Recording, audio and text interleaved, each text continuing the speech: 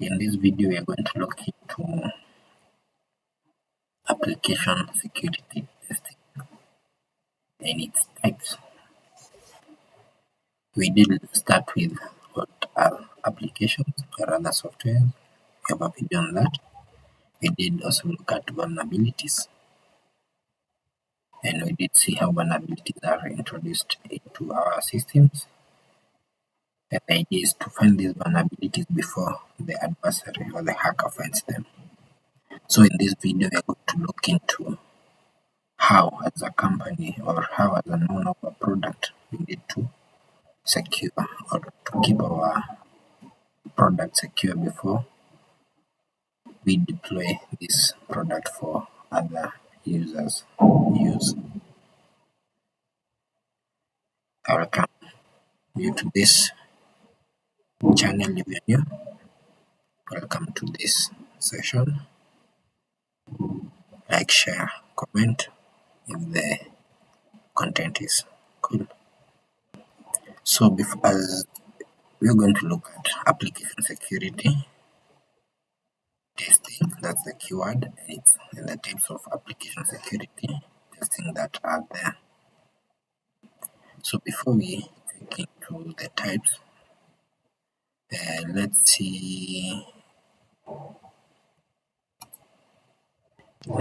have a look at this small diagram on the desktop.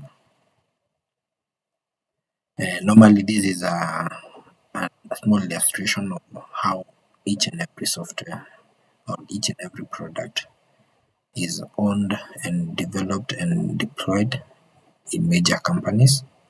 This could not be the perfect drawing, but can illustrate or we can learn something from it. So a product, we can take a product like YouTube, the one we are using currently. YouTube is a product of some code or a software, some rules written somewhere and deployed somewhere on the server. That's the bigger picture. But before we interact with YouTube, before we go to the browser and interact with YouTube, there are different processes and stages that product has gone through before you are able to access that through your browser. And the journey starts with development. We normally have the development guys who we call the software developers, software engineers, the programmers who write codes or instructions that can be, in this case, the application instruction for a certain purpose, for a certain task. They write these instructions that can later be deployed on a server for our access on the external world. So we'll take the example of YouTube. Let's say they are doing their application in Python. It's a type of programming language. So the developers are basically the ones who start the story by writing the codes, by writing the instructions. And there's this tool, a great tool of the software that helps developers collaborate in the type of code that they write. It's a repository. Majorly we will have Git in place, but that's a story for another day or another video. And the idea is code is written by developers, and they have a repository or a place where this code is stored, and they can do the push and the pull, and they can do code sharing among themselves and collaboration through a repository. After we have our product, now at this stage we have our product or now the YouTube product at this point that needs tested. That's why we have the QA and the DevOps team. That basically the structure could be different, but majorly you'll have QA that verifies the code that is written or the product, and have the DevOps team that is responsible for deploying this product to our server for our use. We also can have a SOC team that is responsible for ensuring that this server or the infrastructure behind the server is safe, or the environment infrastructure we are running our application is safe. Now, we did look at vulnerabilities and the types of vulnerabilities, the top 10 vulnerabilities. And the idea of this video, as the name suggests, the application security testing, it's we are trying to test for these vulnerabilities at different stages of development, like the software development life cycle, and also at the point where our application is live and we have users interacting with the application. So with that, with this diagram in mind, let's have a look at the types of application security testing that we have based on this diagram. I'll move this a bit so that we can have the PDF. So according to what we have seen, application security is an essential process to ensure the safety and security of software applications. We want to ensure that whatever we are writing, whatever we are deploying is safe and can hold probably our user data in a safe manner.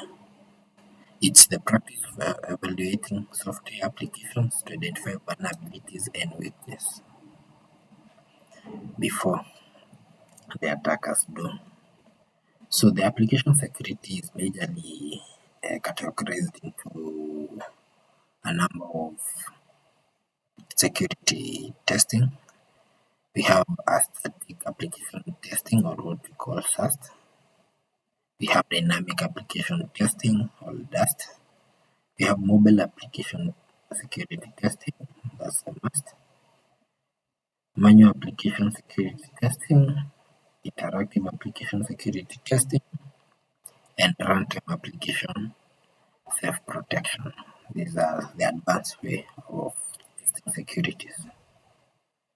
We'll start with the static application security testing, and I'll put my small drawing here again, and I'll start at this point where we said code. The story starts with the developers writing code.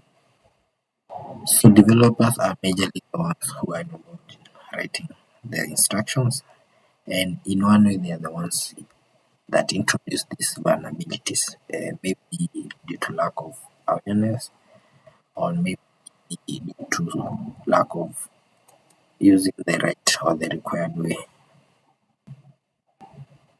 So static analysis, we are trying to statically analyze this code. At this point, as the developer writes the code, we are trying to analyze the code. That's the idea between static analysis. It's a type of security testing that involves analyzing the source code. We are analyzing the source code of an application to identify potential vulnerabilities.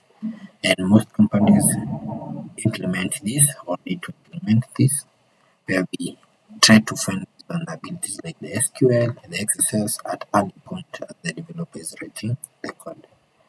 The second type of security testing is the dynamic application security testing. This is, let me try move this. It's a type of security testing that involves analyzing the behavior of an application in a live environment. Back to our drawing, we did say after developers have done a good job and have written these instructions, the source code pushed to a remote repository or a local repository. We have this team of QA and DevOps that needs to ensure that the application is well functioning at some point and it's well deployed to the servers. At this point is where we deploy the static analysis, the dynamic analysis at this point where the application is deployed. Sorry, I'll take that back. I'll say that again. At repo, the application after repository, the application deployed will be deployed. And at this point, we can employ now the second type of security testing, which is the dynamic. Now at this point, the application is live, it's running, and all we want to do is ensure that we don't have these vulnerabilities when the application is live. Dynamic application security testing will have tools like Lab Suite, which will try to scan your application and identify some of these vulnerabilities. The third type is the mobile application, which includes the mobile security testing, and there are tools about that. We have the manual application testing. This is like the penetration testing where we involve a security professional who comes and access. It could be a personal or entity or a company that comes and access our system from the outside world. This could be you doing the checks. This could be another user. This could be a penetration tester just coming to analyze the security of our application. Then lastly, we have the interactive application security testing and runtime application security self-protection, which are an advanced way of finding vulnerabilities to applications, which involves tools like Acunetics and Fortify, which are an advanced way of testing the application with some inputs and analyzing on how the application behaves. So the big takeaway from this video is this diagram, and a small recap is the journey starts with the developers, where they collaborate and write instructions that are deployed to a server and need to look for vulnerabilities at each stage, with the SAST being at the code level, DAST being after the application is deployed. You can have penetration testers coming manually and looking into applications, and you have the YAST and the RASP, which is an advanced way of doing this test. Hope this video was great. Cheers until next time.